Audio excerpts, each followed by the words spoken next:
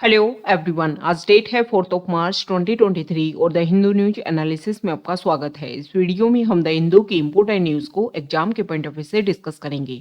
नीचे description box में Telegram channel volcano IAS academy का लिंक दिया हुआ है।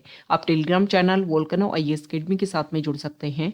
वहां पर हर exam means UPSC, state PCS and other exams के पॉइंट ऑफ व्यू से काफी इंपोर्टेंट इन्फॉर्मेशन आप सभी के साथ में शेयर की जाती है। तो चलो स्टार्ट करते हैं। वीडियो को स्टार्ट करेंगे एक ज्योग्राफिकल मैप क्वेश्चन के साथ में। और आज आपका क्वेश्चन ये है कि साहेल रीजन को आपको मैप में व्यू करना है, फिर इससे रिलेटेड हर इंपॉर्टेंट फैक्ट्स को एंड इंफॉर्मेशन को कमेंट बॉक्स में टाइप करना है।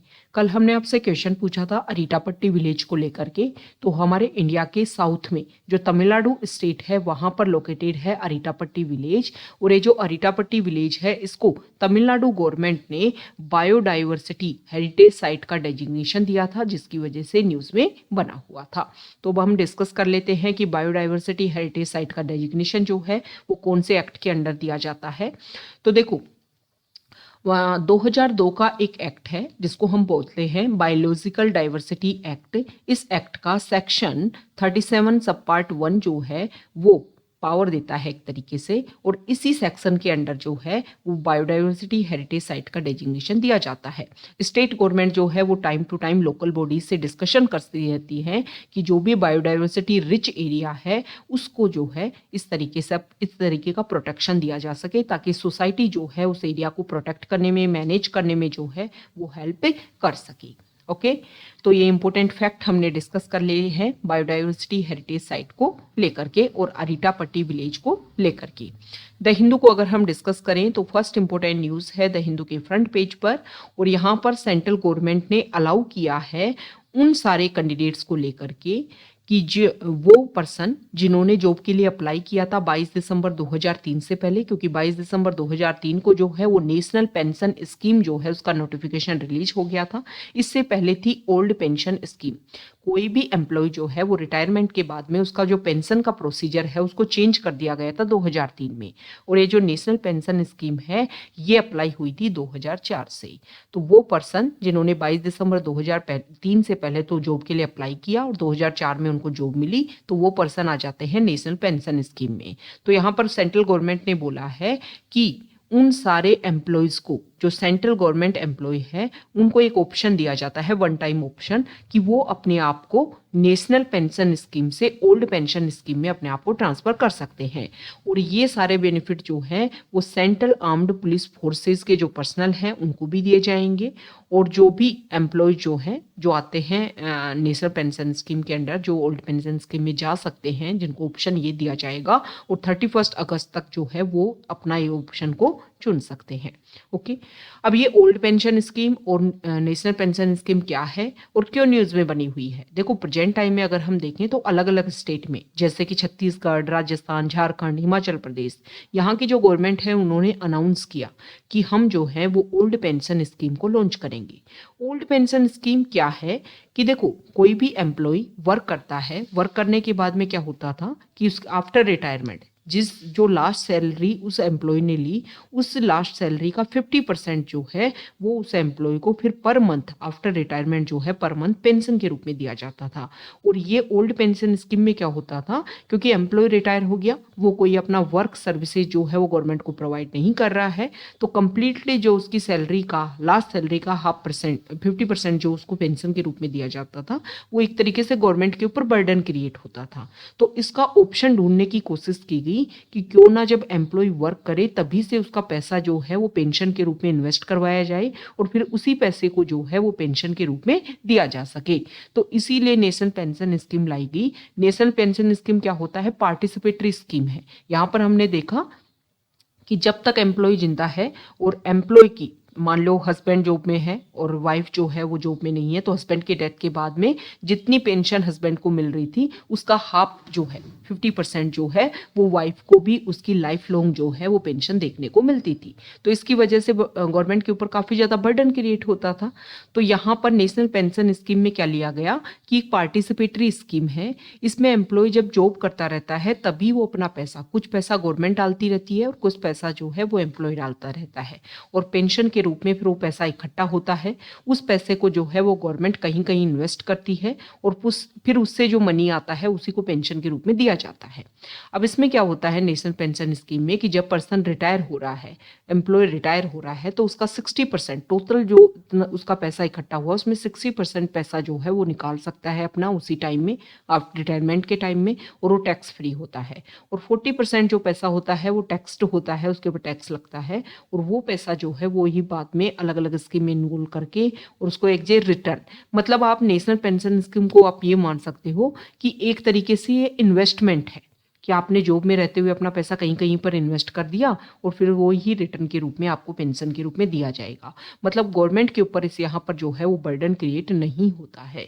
लेकिन अब अलग अलग स्टेट ने ओल्ड पेंशन स्कीम को दोबारा से रिवाइवल स्टेज में लाने की बात की, तो इसकी वजह से सेंट्रल गवर्नमेंट को भी ये प्रोसीजर जो है वो लाना पड़ रहा है। ओके, नेक्स्ट यहाँ पर जो आर्टिकल है वो हमारे नॉर्थ ईस्ट को लेकर के है। तो कल हमने डिस्कस किया था कि मेघालय जो स्टेट है वहाँ पर जो है किसी को भी एक क्लियरिटी मेजोरिटी नहीं देखने को मिली थी, और नागालैंड में जो एनडीडीपी पार्टी जो है ना, जहाँ से पहली बार एनडीडीपी पार्टी जो है जिसे पहली बार जो है वहाँ पर विमेन लेजिस्लेटर देखने को मिली हैं दो, कल नेम भी हमने डिस्कस किया था। और वहाँ पर वो एनडीटीपी पार्टी जो है वो अदर पार्टीज के साथ में मिलकर के अपनी क्या बनाएगी, गवर्नमेंट बनाएगी। मेघालय में जो है वो एनपीपी चीफ कॉनरेड के संगमा जो है उन्होंने यहाँ पर डिक्लेयर किया है कि वो गवर्नमेंट बनाएंगे, और उनके पास में 32 जो मेंबर ऑफ लेजिस्लेटिव असेंबली जो है उनका सपोर्ट है। ओके, वैसे उनको सीट जो है वो 26 मिली है, लेकिन उन्होंने 32 का सपोर्ट की यहाँ पर बात की है। नेक्स्ट इंपॉर्टेंट आर्टिकल है यहाँ पर स्टेट पेज पर, और यहाँ पर देखो हिजाब केस को लेकर के बात की जा रही है। अभी क्या है कि हमने लास्ट ईयर डिस्कस किया कि पहले कर्नाटका हाई कोर्ट ने हिजाब को लेकर के बैन कर दिया कि वो स्कूल जिनको गवर्नमेंट जो है मतलब स्टेट जो है स्पॉन्सर कर रहा है, तो वहाँ पर रिलीजियस बेसिस जो प्रैक्टिसेज हैं वो फॉलो नहीं किए जाएंगी। गवर्नमेंट की जो प्रोसीजर है, स्टेट का जो भी प्रोसीजर है उसको फॉलो किया जाएगा। तो हिजाब को वहाँ पर बैन किया गया। सुप्रीम कोर्ट में फिर डिस्कशन हुआ। सुप्रीम कोर्ट में 2 जजेज की जो बेंचेज हैं उसने सुनवाई की, और यहाँ पर स्प्लिट वर्डिक्ट देखने को मिला। मतलब दोनों जजेज जो हैं उनके अलग अलग जो हैं वो यहाँ पर स्टेटमेंट आए। एक जज ने बोला कि हेमंत गुप्ता और जस्टिस सुधांशु धूलिया जो है उन दोनों ने यहाँ पर इसके ऊपर डिस्कशन किया था, और जस्टिस गुप्ता जो है उन्होंने कर्नाटका का जो प्रोहिबिटिव गवर्नमेंट ऑर्डर था उसको अपहेल्ड किया था, और साथ ही साथ में ये बात बोली थी कि apparent symbols of religious belief cannot be worn to secular school maintained from state fund। State fund से जो स्कूल मैनेज हो रही हैं वहाँ पर स्टेट के ही रूल्स एंड रेगुलेशन चलेंगे। आप रिलीजियस बेसिस पर जो प्रैक्टिसेज है उनको वहाँ पर फॉलो नहीं कर सकते हो। ओके, तो अब इसको लेकर के जब स्प्लिट वर्डिक्ट आया है तो इसको लेकर के डिस्कशन किया जाना था। सुप्रीम कोर्ट की हायर बेंच जो है वो इसको डिस्कस करेगी, सीजीआई इंक्लूडेड। तो यहाँ पर अब इसको 9 मार्च से वहाँ पर कुछ एग्जाम हो रहे होंगे, और जो स्टूडेंट जो हिजाब पहने बिना स्कूल में एंटर नहीं करेंगी तो उन्होंने इसको लेकर के बोला है कि हिजाब को लेकर के रिजल्ट आए ताकि वो अपने एग्जाम में एंटर कर सकें। तो यहाँ पर अब सीजीआई ने बोला है कि अभी जो है मार्च में ही इसको लेकर के डिस्कस किया जाएगा। हमारे लिए इम्पोर्टेंट हो जाता है कि हिजाब केस क्या है, और क्या इससे पहले भी जो जुडिशरी है उन्होंने हिजाब को लेकर के या फिर इस तरीके के रिलीजियस प्रैक्टिसेस को लेकर के कुछ इंपॉर्टेंट डिसीजन दिए हैं। तो यहाँ पर अगर हम बात करें तो देखो ये जो हिजाब केस है वो लास्ट ईयर से चल रहा है। कर्नाटका में देखने को मिल रहा था कि वहाँ पर प्रोटेस्ट देखने को मिला कि जो हिजाब पहन करके आती हैं लड़कियाँ, मतलब अपना जो हेड कवर कर करके आती हैं किसी क्लोथ से, उसको हटाया जाए। ओके, तो यहाँ पर पिटीशन डाली गई। पिटीशन डालने के बाद में कर्नाटका हाई कोर्ट जो है उन्होंने बोला गवर्नमेंट जो बात कर रही है कि हिजाब को हटाया जाए वो सही है। सुप्रीम कोर्ट में बात जाती है, सुप्रीम कोर्ट में स्प्लिट वर्डिक्ट आता है। तो देखो क्या इससे पहले भी जो जुडिशरी है उन्होंने इस तरीके के कोई डिसीजन लिए हैं? तो देखो 2015 के टाइम में जब नीट का एग्जाम हो रहा था, मतलब मेडिकल एंट्रेंस एग्जाम जो होता है, उसमें सीबीएसई ने गाइडलाइंस रिलीज की थी कि जो बच्चे हैं वो इस तरीके के कपड़े पहन करके आए ताकि उनका जो चेकिंग प्रोसीजर है वो इजीली हो सके। तो यहाँ पर फिर केरला हाई कोर्ट में एक पिटीशन आती है और इसमें बोला जाता है कि जो मुस्लिम कैटेगरी से जो गर्ल बिलोंग करती हैं उनको हिजाब पहनने की जो अनुमति जो है वो दी जा सके। तो यहाँ पर हाई कोर्ट ने बोला था कि बिल्कुल सीबीएसई जो है वो अपने चेकिंग प्रोसीजर में कुछ स्पेशल प्रोविजन जो है वो भी इंक्लूड करे, ताकि मुस्लिम कम्युनिटी की जो गर्ल्स हैं उनको भी इजीली एग्जाम दिया जा सके। तो एक तरीके से यहाँ पर अलाउ किया गया हिजाब को और जो भी बुर्का जो पहना जाता है उसको। उसके बाद में एक केस आता है 2016 में, और 2016 में जो केस था उसको बोलते हैं आमना बिंट बशीर वर्सेस सीबीएसई। ये जो केस है इसमें भी जो है वो अलाउ किया जाता है, और चेकिंग प्रोसीजर को बोला जाता है कि आप अपने लेवल पर चेकिंग प्रोसीजर इस तरीके से इम्प्लीमेंट करो कि वो अपनी प्रैक्टिसेस जो हैं, जो भी रिलीजियस जो भी उनका प्रोसीजर है, जो भी उनका ड्रेस कोड है उसको पहन सके। इसके बाद में 2018 में एक केस होता है और इसका नाम था Fatima Tasneem versus state of Kerala. Okay, 2018 में केस आता है। अब यहाँ पर जुडिशरी ने इंपॉर्टेंट बात बोली, और यहाँ पर जो है जुडिशरी ने बोला कि देखो आप जो है किसी भी पिटिशनर का जो इंडिविजुअल राइट्स है उसके बेसिस पर उसको यहाँ पर प्रायोरिटी नहीं दी गई, यहाँ पर प्रायोरिटी दी गई इंस्टीट्यूशन को। यहाँ पर भी ड्रेस कोड को लेकर के ही बोला गया था, तो यहाँ पर बोल दिया जुडिशरी ने कि भाई आपके जो इंडिविजुअल जो है, आप बोल रहे हो कि हम ये ड्रेस कोड पहन करके आएंगे, तो आप ऐसा नहीं पहन करके आ सकते हो। जो इंस्टीट्यूशन के जो राइट्स हैं उनको यहाँ पर प्रायोरिटी दी जाती है, और इसके बेसिस पर यहाँ पर जो है वो हिजाब को बैन किया गया था। तो देखो अलग अलग केस में अलग अलग रिजल्ट जो है वो अब तक देखने को मिला है। तो हिजाब को लेकर के गवर्नमेंट तो इन्हीं पॉइंट को रखती है कि हिजाब जो है वो उनका रिलीजन का इंटीग्रल पार्ट नहीं है। ऐसा नहीं है कि उनके कहीं लिखा हुआ है कि हिजाब कैरी करना जो है वो जरूरी है, ये तो उनकी प्रैक्टिसेस जो है वो टाइम के साथ में उन्होंने फॉलो की है। और 1954 का जो सिरूर मठ केस जो था, उस सिरूर मठ केस में ये बोला गया था कि रिलीजन का जो इंटीग्रल पार्ट है उसी को प्रैक्टिसेस के रूप में फॉलो किया जाए। अब ये रिलीजन का इंटीग्रल पार्ट क्या है, ये टाइम टू टाइम जो है वो जुडिशरी ने डिसाइड किया है, और इसके बेसिस पर जुडिशरी ने कुछ रिस्ट्रिक्शन भी लगाए हैं। जैसे कि 2004 में जो आनंद सेक्ट जो है वो करते थे अपना तांडव। ओके, स्ट्रीट में तांडव परफॉर्मेंस देखने को मिलती थी, तो इसको बैन कर दिया था जुडिशरी ने कि आपके सेक्ट का इंटीग्रल पार्ट नहीं है, इसको आप फॉलो नहीं कर सकते हो। ओके, तो यहाँ पर भी ये बात गवर्नमेंट ये बोलती है कि हम जो हैं जो पिटिशनर वो क्या करते हैं, वो बोलते हैं कि आर्टिकल 25, 26, 27, 28 जो है वो हमें अलाउ करते हैं। ओके, और हमारा फंडामेंटल राइट है। लेकिन यहाँ पर गवर्नमेंट बोलती है कि देखो आर्टिकल 25 में भी आप पब्लिक ऑर्डर, मोर्टेलिटी, हेल्थ, इनके बेसिस पर जो है आप रिस्ट्रिक्शन लगा सकते हो। ओके, तो यहाँ पर जो है वो भी पब्लिक ऑर्डर को मेंटेन करने के लिए जो है वो रिस्ट्रिक्शन लगाए गए हैं, और हिजाब जो है वो आपके रिलीजन का इंटीग्रल पार्ट नहीं है, इसलिए यहाँ पर रिस्ट्रिक्शन लगाए जा सकते हैं। तो कुछ बेसिक बातें जो हैं वो आपको पता होनी चाहिए, ताकि हिजाब को लेकर के अगर आंसर आता है मेंस में तो आप इजीली जो है इन केसेस का नाम लिख करके अपनी बात को अच्छे से रिप्रेजेंट कर सकते हो। नेक्स्ट इंपॉर्टेंट आर्टिकल है एडिटोरियल पेज पर, और यहाँ पर हम डिस्कस करेंगे दो आर्टिकल को। फर्स्ट जो आर्टिकल है, देखो अभी जुडिशरी ने एक बात बोल दी कि इलेक्शन कमीशन में जो चीफ इलेक्शन कमिश्नर और इलेक्शन कमिश्नर का जो भी प्रोसीजर होता है वो एक कमेटी डिसाइड करेगी। कमेटी में होंगे प्राइम मिनिस्टर, सीजीआई, और साथ ही साथ में होंगे यहाँ पर लीडर ऑफ अपोजिशन। अगर लीडर ऑफ अपोजिशन नहीं है तो सिंगल लार्जेस्ट पार्टी के जो लीडर है वो यहाँ पर पार्टिसिपेट करेंगे, और वो जो है वो डिसीजन लेंगे, और उसके बेसिस पर जो है वो अपॉइंट किए जाएंगे इलेक्शन कमीशन के मेंबर। क्योंकि हमारा कॉन्स्टिट्यूशन का आर्टिकल 324 ये बात बोलता है कि president should appoint the CEC and commissioner subject to any law made in that behalf by parliament के द्वारा कोई लॉ बनाया जाए और उसके थ्रू जो है अपॉइंटमेंट हो।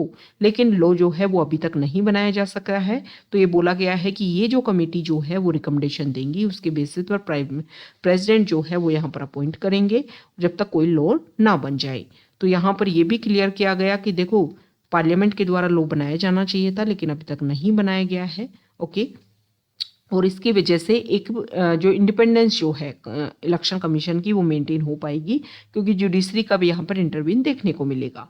लेकिन यहाँ पर कंट्रास्ट में क्वेश्चन कर दिया गया है कि क्या सीजीआई का जो इंक्लूजन है वो किसी भी चीज़ में ट्रांसपेरेंसी को मेंटेन कर सकता है, तो ऐसा बिल्कुल भी नहीं है, क्योंकि सीबीआई डायरेक्टर को आप जो अपॉइंट करते हो उसकी जो कमेटी है उसमें भी होते हैं सीजीआई या सीजीआई का कोई नॉमिनी। लेकिन वहाँ पर ट्रांसपेरेंसी को लेकर के अगर हम बात करें तो आप क्लियरिटी में नहीं बोल सकते कि वहाँ पर ट्रांसपेरेंसी को मेंटेन किया जाता है। तो यहाँ पर इस बात के ऊपर फोकस किया गया है कि जो लॉ प्रोसीजर जो होना चाहिए, लॉ बनाया जाना चाहिए पार्लियामेंट के द्वारा, उसके ऊपर ज़्यादा फोकस करने की ज़रूरत है। ओके। और जो भी यहाँ पर जुडिशरी ने जो अपना प्रोसीजर रखा है ये कमेटी को लेकर के, इस इनिशिएटिव को भी यहाँ पर एक अप्रिशिएट मोड जो है वो दिया गया है। नेक्स्ट यहाँ पर जो आर्टिकल है, राइटर ने यहाँ पर देखो रूरल इंडिया में किस तरीके से क्लीन एनर्जी को फोकस किया जा रहा है। ओके।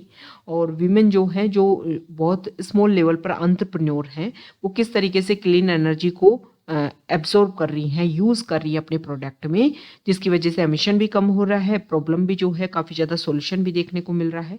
तो यहाँ पर राइटर जो है उन्होंने कुछ अदर पॉइंट्स और रखे हैं, कुछ एग्जाम्पल रखे हैं, जिसके बेसिस पर उन्होंने बताया है कि टाइम के साथ में जो भी स्मॉल एंटरप्राइजेज हैं उसमें किस तरीके से क्लीन एनर्जी को और ज़्यादा इंक्लूड किया जा सकता है। तो यहाँ पर उन्होंने पहले तो कुछ एग्जाम्पल दिए हैं कि मीरा जाट जो राजस्थान में जो टोंक एरिया है वहाँ पर एक डेयरी कंपनी की डायरेक्टर हैं, पूजा वर्मा जो क्या करती हैं, सिल्क रीलिंग का जो प्रोसीजर है 100 वीमेन को ट्रेन करती हैं, ऑर्गेनाइज करती है इस प्रोसीजर को। ललिता देवी जो एक फार्मर प्रोड्यूसर कंपनी है और 6 करोड़ एनुअल टर्नओवर है उनका फतेहपुर उत्तर प्रदेश में। ये सारी जो वीमेन है वो रूरल इंडिया से बिलोंग करती है और उन्होंने clean energy based livelihood technology जो है उनको एक्सेप्ट किया है। मतलब इनका जो भी प्रोसीजर होता है इसमें क्लीन एनर्जी मतलब सोलर से चलने वाली मशीनें, रेफ्रिजरेटर जो हैं और साथ में बायोमास बेस्ड कोल्ड स्टोरेज जो है वो इनके पास में, ये सारे प्रोसीजर इन्होंने अपनाए हैं। तो यहाँ पर बोला गया है कि अभी जो है वो एनर्जी, एनवायरमेंट एंड वाटर की जो काउंसिल है उसकी एक रिपोर्ट आई है, उसमें बोला गया है कि अभी जो है प्रेजेंट टाइम में 13,000 अर्ली अडोप्टर हैं क्लीन टेक लाइवलीहुड अप्लायंसेज के, और जिसमें से 80% वीमेन है।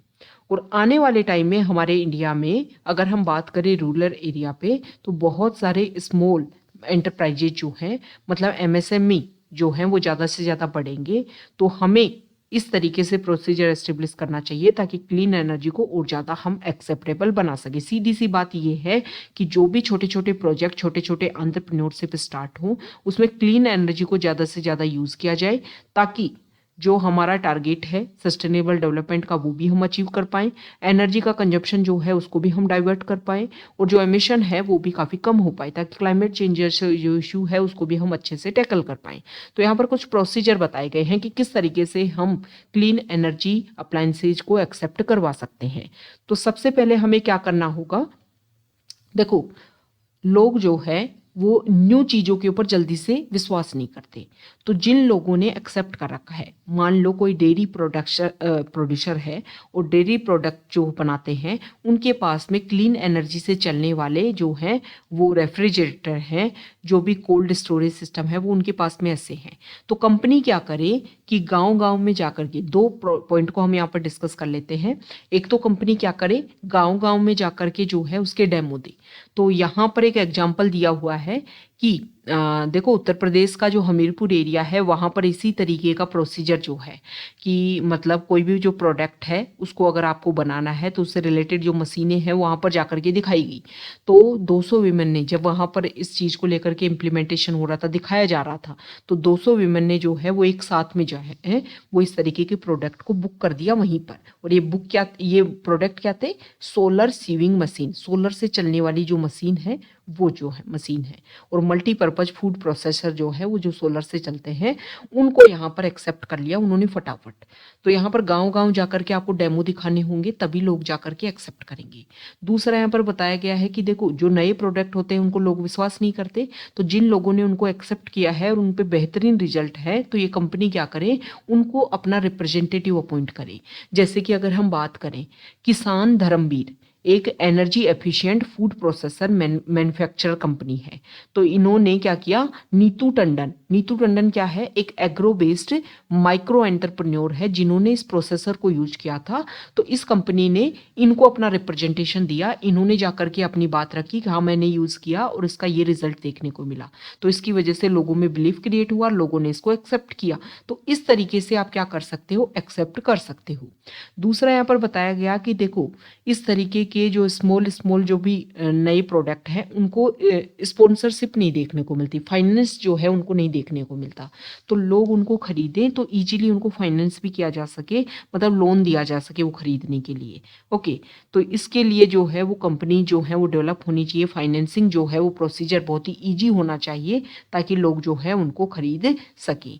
जैसे कि यहाँ पर बताया गया है कि समुन्नति फाइनेंस जो है वो एग्री वैल्यू चेन, मतलब एग्रीकल्चर से रिलेटेड जो भी प्रोडक्ट है उनको फाइनेंस करने का काम करता है और इस तरीके से फाइनेंस करता है जिसकी वजह से बहुत सारे जो लोग हैं आंध्र प्रदेश स्टेट में, वहाँ पर लोग जो है इजीली प्रोडक्ट को फाइनेंस करवा करके उनको खरीद पा रहे हैं। अब क्या है, एक पॉइंट ये है कि देखो रूरल एरियाज में वीमेन जो है काम अच्छे से कर रही हैं लेकिन उनके पास में लिंकेज नहीं है, मार्केट की अवेलेबिलिटी नहीं है। तो मार्केट की अवेलेबिलिटी जो है वो भी हमें प्रोवाइड करनी होगी ताकि इजीली रूरल इंडिया में जो वीमेन है वो अपने आप को अपग्रेड कर सके और जो भी इशू है उनको सॉल्व किया जा सके। तो यहाँ पर बताया गया है कि देखो हमारी अलग अलग मिनिस्ट्री जो है वो अलग अलग लेवल पर इस प्रोसीजर को एस्टेब्लिश करने के लिए, इस इशू को टैकल करने के लिए काम कर रही हैं। सारी मिनिस्ट्रीज को एक साथ में मिलकर के काम करना होगा, अवेयरनेस ज़्यादा से ज़्यादा बढ़ानी होगी और जो रिप्रेजेंटेशन जो भी हमने एग्जाम्पल डिस्कस किए इस तरीके से रिप्रेजेंटेशन कंपनीज को देनी होगी, फाइनेंसिंग का प्रोसीजर हमें बढ़ाना होगा, तभी जा कर के ये सारा जो क्लीन टेक्नोलॉजी जो है उसको एक्सेप्ट किया जाएगा रूरल इंडिया में। ओके, नेक्स्ट इंपॉर्टेंट आर्टिकल है न्यूज़ पेज पर, और यहाँ पर सुप्रीम कोर्ट ने जो कंज्यूमर कोर्ट है उनके प्रेसिडेंट और उनके जो मेंबर्स हैं उनके सिलेक्शन के प्रोसीजर को कुछ ईज कर दिया है। अभी क्या था कि जो भी कंज्यूमर कोर्ट में जिनको भी प्रेसिडेंट और मेंबर बनाया जाता था तो उनके पास में क्या होना चाहिए, एक्सपीरियंस होना चाहिए 20 ईयर का, तो उसको रिलीज करके कर दिया है 10 ईयर। तो यहाँ पर सुप्रीम कोर्ट ने बोला है कि वो सारे पर्सन जिनको consumer affair, law, public affair, administration, economics, commerce, industry, finance, management, engineering, technology, public health, medicine, इन सब में क्या है उनको एक्सपीरियंस है, तो उनको अगर 10 साल का एक्सपीरियंस है तो उनको यहाँ पर अलाउ किया जाएगा ताकि जिससे जो वैकेंसी है वो फिल हो सके और जो भी इशू है उनको सोल्व किया जा सके।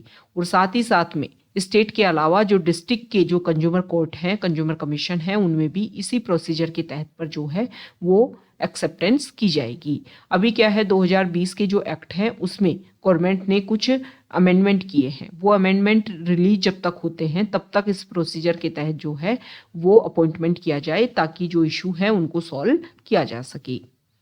नेक्स्ट इंपॉर्टेंट आर्टिकल है, तो यहाँ पर हम देख लेते हैं। तो देखो आप सभी को पता है कि मध्य प्रदेश का जो कूनो नेशनल पार्क है वहाँ पर लाए गए चीता, क्योंकि 1952 में हमारे इंडिया में एक्सटिंक्ट हो गए थे चीता, ख़त्म हो गए थे।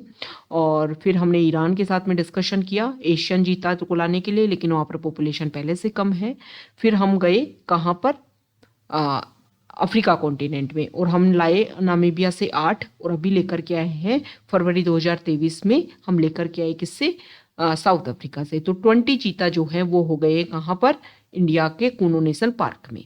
अभी क्या है कि वहां पर देखा जा रहा है कि प्रे जो है मतलब शिकार जो है वो काफी कम है, चीतल को सबसे ज्यादा खाते हैं और चीतल जो है वहां पर काफी कम देखने को मिल रहे हैं।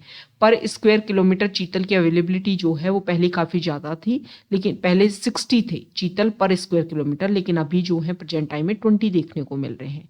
तो क्या किया जा रहा है कि इस नेशनल पार्क के आसपास वाला रीजन जो वाइल्ड लाइफ सेंचुरी वाला जो रीजन है नोरनदेही, और इसके अलावा जो गंगा सागर एरिया है वहाँ पर बाराबंदी की जा रही है, मतलब फेंसिंग की जा रही है ताकि चीतल जो है वो बाहर ना जा सके। हालांकि राजस्थान का जो मुकुंदरा हिल्स टाइगर रिजर्व है उन्होंने बोला है कि कुछ चीता जो है वो हमारे यहाँ पर भेज दो, हमारे यहाँ पर बायोडाइवर्सिटी काफ़ी अच्छी है, एनिमल की अवेलेबिलिटी काफ़ी अच्छी है, तो ईजिली रह पाएंगे। देखो जब चीता को इंडिया में लाया जा रहा था तब इसी बात के ऊपर फोकस किया जा रहा था कि उनका जो कंजर्वेशन है वो अच्छे से होना चाहिए। अगर वो यहाँ पर आकर के प्रे की कमी या फिर हैबिटाट की कमी की वजह से अगर उनकी डेथ होती है तो जो हमारा ये ट्रांसलोकेटिंग जो प्रोसीजर है ट्रांसकॉन्टिनेंटल जो ट्रांसपोर्ट जो देखने को मिला चीता का, वो एक तरीके से जो अच्छे से एस्टेब्लिश जो है वो नहीं हो पाएगा। तो यहाँ पर बेसिक इशू आ गया है प्रे को लेकर के। हैबिटाट जो है मतलब जो भी हमारे नेशनल पार्क है, इनका एरिया जो है वो ज़्यादा से ज़्यादा डेवलप हो, ज़्यादा से ज़्यादा यहाँ पर बायोडाइवर्सिटी इंक्रीज हो, तभी जा करके जो प्रॉब्लम है इसका सॉल्यूशन देखने को मिलेगा। नेक्स्ट इंपॉर्टेंट आर्टिकल है, तो देखो यहाँ पर गाम्बिया जो है वहाँ पर कफ सिरप की वजह से कुछ बच्चों की डेथ हो गई। अब यहाँ पर एक रिपोर्ट फिर से आई है, यूएस ने ब्लेम किया है कि इंडिया की जो फर्म है उसी की थी ये कप सिरप और उसी की वजह से डेथ हुई है। और यहाँ पर इंडस्ट्रियल केमिकल जो है वो इस कप सिरप में देखने को मिले हैं। हालांकि इंडिया क्लेम कर रहा है कि देखो इस कंपनी के जो भी हमारे पास में जो भी हमने यहाँ से एक तरीके से कलेक्शन किए थे सैंपल, उसमें इस तरीके का कोई भी इंक्लूजन नहीं देखने को मिल रहा केमिकल, जो भी इंडस्ट्री केमिकल का। तो इंडिया ने यहाँ पर बोला था कि गाम्बिया जाकर के हम यहाँ पर सर्वे करें, लेकिन वहाँ पर गाम्बिया ने इंडिया को बैन कर दिया और यूएस के थ्रू जो है और WHO जो है उन्होंने भी यहाँ पर रिपोर्ट रखी थी। तो देखो इस तरीके का इशू जो है वो अदर कंट्री में भी इंडिया को देखने को मिला। तो हमें फोकस करना चाहिए जो भी हमारे प्रोडक्ट जो हैं वो जो भी मार्केट में जा रहे हैं उनको लेकर के जो भी हमारा प्रोसीजर है वो अच्छे से इम्प्लीमेंट हो, क्योंकि अगर इस तरीके का इशू इंक्रीज होता है तो हमारे प्रोडक्ट्स में जो बिलीफ है लोगों का वो काफ़ी कम होगा और इसकी वजह से जो इंटरनेशनल मार्केट जो है वो हमारे प्रोडक्ट को वो कम मिल पाएगा। नेक्स्ट इंपॉर्टेंट आर्टिकल है, टूरिज्म को प्रमोट करने के लिए हमारे प्राइम मिनिस्टर जो है वो फोकस कर रखे हैं। प्राइम मिनिस्टर ने बोला है कि हम क्या कर सकते हैं। प्राइम मिनिस्टर ने बोला कि देखो टूरिज्म सेक्टर जो है अगर हम बात करें तो काफ़ी ज़्यादा बढ़ रहा है। जैसे कि उन्होंने काशी विश्वनाथ टेम्पल के रिनोवेशन के बाद में बात की कि करोड़ों की संख्या में वहाँ पर टूरिस्ट ज़्यादा आ रहे हैं, तो हम क्या कर सकते हैं। केदारनाथ टेम्पल के बारे में बात की कि वहाँ पर लाखों की संख्या में दोबारा से टूरिस्ट आ रहे हैं, तो हम क्या कर सकते हैं, जो भी हमारे इस तरीके के इम्पोर्टेंट पॉइंट हैं जो भी हमारे उनको हम रिनोवेट करें। साथ ही साथ में उन्होंने बताया कि जो हमारे रूरल एरियाज़ हैं वहाँ पर कनेक्टिविटी हम अच्छे से करें तो रूरल टूरिज्म जो है वो ज़्यादा इंडिया में इंक्रीज हो सकता है। हमारा जो हेरिटेज है वो ज़्यादा अट्रैक्ट करेगा टूरिज्म को, तो इन सब के ऊपर जो है वो हमें फोकस करना चाहिए। Better infrastructure has put remote village on tourist map. Okay, तो ये सारी प्रोडक्टिविटी अगर हम वहाँ पर दें, बेहतर कनेक्टिविटी दें, तो हमारे जो रूरल एरिया जो हैं वो और अच्छे से जो हैं वो टूरिस्ट डेस्टिनेशन के रूप में डेवलप हो सकते हैं। ओके, नेक्स्ट यहाँ पर एक इंडेक्स पब्लिश हुआ है, उसके बारे में हम डिस्कस कर लेते हैं। वर्ल्ड बैंक का ये इंडेक्स है, index on the life cycle of a working women. Working women की क्या लाइफ साइकिल है उसके बारे में यहाँ पर फोकस किया गया है।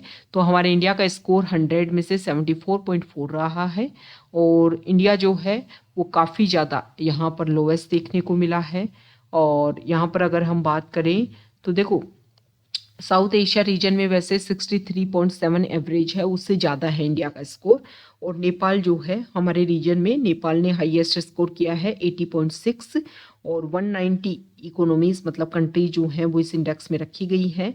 और 100 जो अंक जो है नंबर जो है वो Belgium, Canada, Denmark, France, Germany, Greece, Iceland, Ireland, Latvia, Luxembourg, Netherlands, Portugal और स्पेन एंड स्वीडन, यहाँ पर 100 नंबर इनको दिए गए हैं।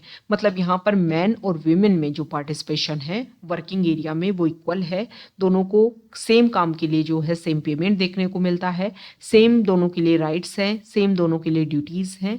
मतलब इक्वलिटी जो है वो यहाँ पर ज़्यादा अच्छे देखने को मिलती है इन कंट्रीज़ में। इंडिया जो है वो यहाँ पर अच्छा परफॉर्मेंस नहीं कर पा रहा है, तो हमें फोकस करना चाहिए कि कहाँ पर इंडिया लैग कर रहा है, उन सारे पॉइंट्स के ऊपर फोकस करने की ज़रूरत है। जो गैप है मैन एंड वीमेन में वो हम फिल कर सकें और जो प्रॉब्लम है उसको सॉल्व कर सकें। ओके, तो ये आज का हमारा द हिंदू न्यूज़पेपर का डिस्कशन था। अगर आप यहाँ तक आए हैं, वीडियो आपको अच्छा लगा है तो प्लीज़ वीडियो को लाइक कीजिए, शेयर कीजिए और चैनल को सब्सक्राइब कीजिए। Okay, thank you.